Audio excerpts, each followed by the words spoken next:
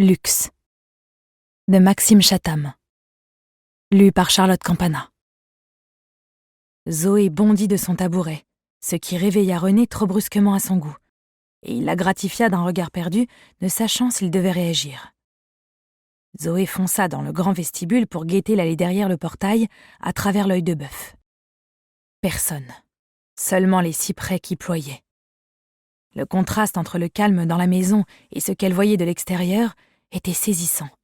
L'isolation parfaite. À peine un sifflement contre les vitres. Même la trappe de la cheminée avait été renforcée et demeurait fermée lorsque celle-ci ne servait pas. Zoé ouvrit la lourde porte d'entrée. Elle n'avait pas encore tiré sur la poignée qu'elle recula sous le choc, le ventail manquant lui briser le poignet en se rabattant en grand. Et elle le laissa échapper et claquer contre le porte-parapluie qui se renversa sur le parquet. Cette fois, René se leva, les oreilles aux aguets, concerné. Zoé se massa le poignet. C'était passé près, mais ça allait. La tempête commençait à gronder. Un bourdonnement inquiétant, énorme, comme le ronflement de la terre elle-même. Des végétaux s'envolaient dans la rue, fouettaient les voitures qui n'avaient pas été mises à l'abri. Zoé laissait heureusement la sienne au garage lorsqu'elle ne s'en servait pas. Il n'y avait déjà plus personne dehors. Comment est-ce que j'ai pu ne pas la voir venir, celle-ci ? Se répéta-t-elle, en colère contre elle-même et anxieuse. Elle dut s'appuyer contre le mur pour parvenir à refermer la porte. Il y eut un dernier sifflement rageur et clic, terminé. Zoé fonça sur son téléphone. « Décroche, s'il te plaît !» Elle tomba directement sur la messagerie. Classique. Si les gens qui avaient les moyens étaient globalement bien équipés et parés, les municipalités et l'État n'avaient pas le budget pour faire enterrer toutes les lignes, pour protéger les équipements. Ça lambinait beaucoup trop. Et la première chose qui s'effondrait était le réseau électrique, qui était même coupé dans certains secteurs pour prévenir les accidents, et avec lui, bien souvent les télécommunications. Pourtant, Zoé constata qu'elle avait encore du réseau. Elle insista, avec le même résultat. Elle soupira et se mordit l'intérieur des lèvres. C'était pas bon, ça. Les lumières du plafonnier clignotèrent avant de retrouver une lueur continue. Le groupe électrogène de la maison n'avait pas encore pris le relais, mais ça n'allait pas tarder à sauter. Zoé fixait la console domotique fixée au mur en bas de l'escalier. Le bouton « Mise en sécurité maison » clignotait en rouge. L'engin était connecté à Internet pour l'alarme et pour l'alerte climatique, et il savait déjà ce qui se passait. Elle tenta d'appeler une 3e fois, mais là son téléphone ne tomba même pas sur la messagerie. Ça y était. Elle-même n'avait plus de réseau. Ça n'avait pas traîné. Quelque chose vint s'écraser violemment contre une des vitres de la cuisine, et Zoé sursauta, probablement un morceau de bois. Tous les carreaux, sans exception, avaient été remplacés par de l'anti-effraction. C'était la norme désormais, pour éviter qu'ils se brisent au moindre impact. Ils pouvaient résister à des pierres de 5 kilos projetées à plus de 50 km/h.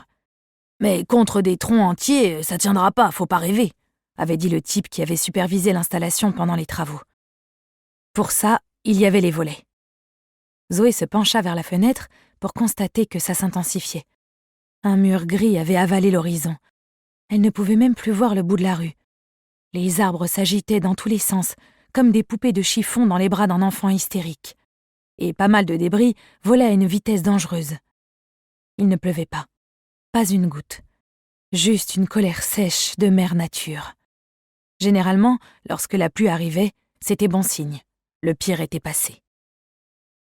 À cet instant, ce que Zoé prit pour une tuile fusa au-dessus de l'étang, fit exploser le pare-brise d'un monospace garé un peu plus bas, et le traversa pour disparaître dans le jardin des voisins après avoir probablement décapité le siège côté conducteur.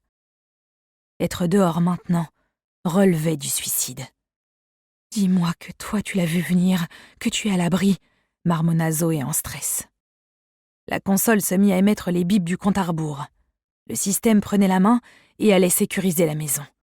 Basculer sur le groupe électrogène. Couper le courant dans les zones non essentielles. Fermer les volets de protection. Non, non, non! Plus personne ne pourrait entrer une fois la maison recroquevillée sur elle-même, à moins que Zoé n'ouvre, et pour ça, il fallait savoir que quelqu'un était dehors, ce qui était impossible avec l'insonorisation, les téléphones coupés et la sonnette, considérée comme non essentielle, désactivée. Les chiffres défilaient. 8, 7, 6. Zoé luttait avec le clavier tactile pour trouver le bouton qui annulait la fermeture automatique. 5, 4, 3. Là. Contrôle manuel. 2, 1. Zoé pressa la commande et l'écran cessa d'émettre ses bips. La maison commençait à trembler. Le bourdonnement de la tempête gagnait en férocité. Il devait être assourdissant depuis l'extérieur. Un étau d'air en furie se resserrait autour du bâtiment. Zoé pouvait quasiment le sentir.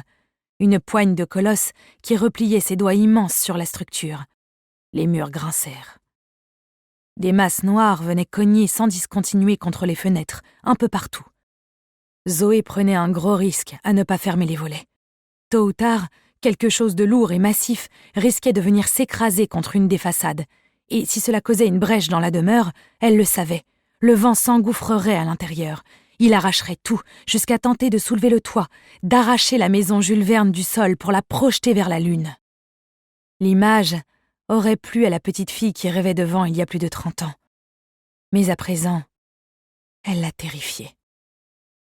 C'était arrivé à plusieurs personnes non loin d'ici lors de la dernière alerte de grade 4. Juste une fissure. Et le monstre s'était projeté dedans pour l'élargir et souffler jusqu'à faire exploser la maison. Une voisine avait raconté qu'un morceau de la propriétaire avait été retrouvé une semaine plus tard, de l'autre côté de la Seine, à Bougival.